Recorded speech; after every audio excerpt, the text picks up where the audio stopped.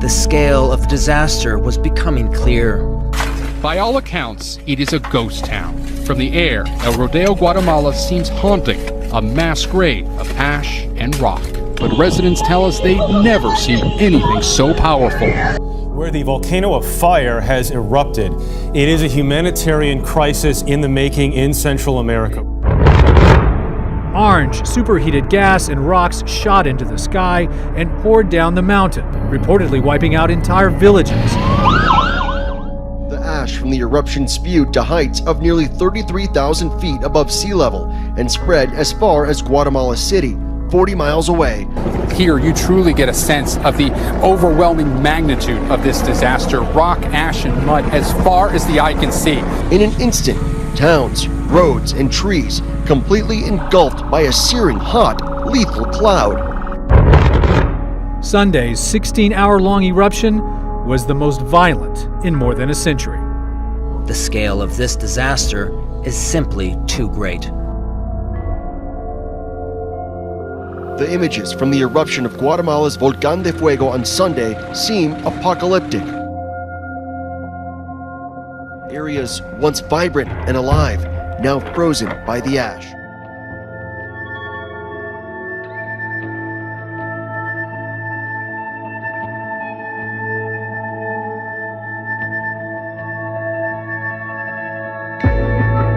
Dramatic aerial video shows rivers of lava spewing from the volcano.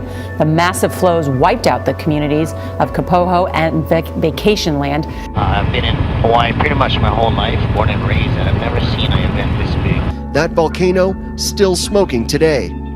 These latest images of fiery destruction, reminiscent of the eruptions that incinerated parts of Hawaii's Big Island last month. Mount Kilauea lobbing lava bombs in the air, shooting methane through cracks in the earth. That is unreal. While most of us were sleeping, the steady river of lava kept churning and consuming everything in its path. A flow so large and so powerful that one geologist said lava from Fissure 8 did more damage in one night than Kilauea's Pu'u'o vent did in the last 35 years. Hundreds of homes have been destroyed by the unstoppable flow of molten rock. The lava pouring into the sea sends up huge clouds of steam mixed with toxic gases. The latest community to be ravaged is Kapoho. Also struggling with disbelief, Dodie Jordan and her husband abruptly forced from their homes. These two pictures were taken just 2 days apart. Wow. It is the power of nature, personified by the goddess Pele, the spirit of volcanoes in native Hawaiian belief, that now has the upper hand. I don't know what Madame Pele's ideas are, but she changed a really pretty place. Torrential rain sent water rushing into Ellicott City yesterday for the second time in less than 2 years. A powerful force destroying everything in its path. The flash flood came in with a roar Sunday, turning Main Street in Ellicott City, Maryland into a raging river. The fast-moving water quickly swept away cars and carried debris down the usually busy Main Street. Now, a wedding in Ellicott City, Maryland almost didn't happen Sunday when the bride and groom and all of their guests were forced to evacuate the venue due to the raging floodwater. They say this is a once every 1,000-year flood, and we had 2 of them in 2 years. Ellicott City is still reeling from a catastrophic 2016 flood. I don't think I'm, without exaggeration, saying that this is worse than July 30th of 2016. Now, less than 2 years later, the scene here is eerily similar to July of 2016.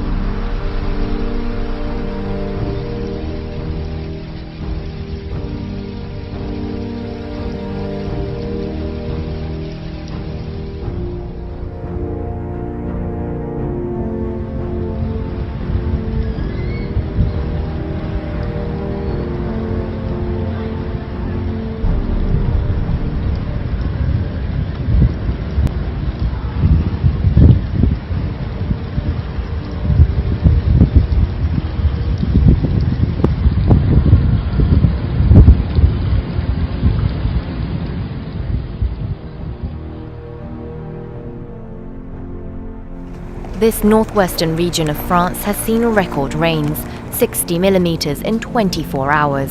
For residents of this town, it's the second downpour in just a week.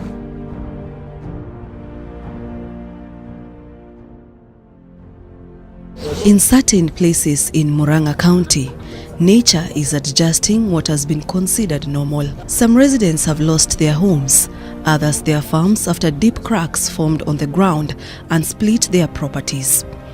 This farm, for instance, was at the same level before the depression formed. Geologists warn the status quo will worsen as heavy rains continue to pound the area.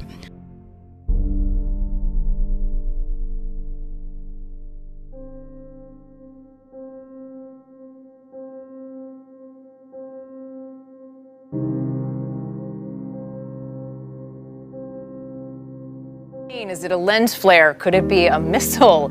Well, let's show it to you. Weather camera snapped the photo on Kitsap Peninsula Sunday morning. There on the left of your screen, you can see there's a flash in the sky.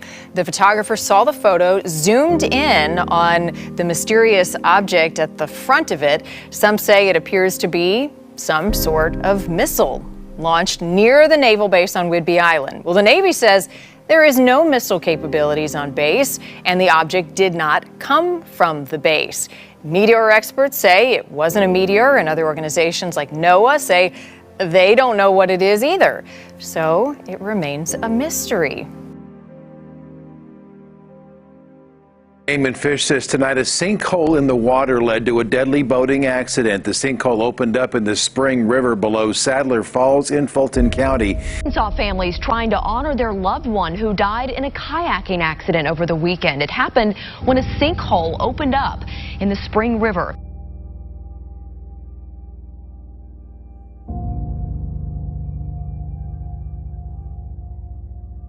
He had made the trip down the Spring River several times before, but this time something never there before brought 64-year-old Donnie Wright's life to a tragic end. A sinkhole had opened up and it turned into a whirlpool. A whirlpool with enough force to flip his kayak and drag him under. He loved helping people and he was great at it.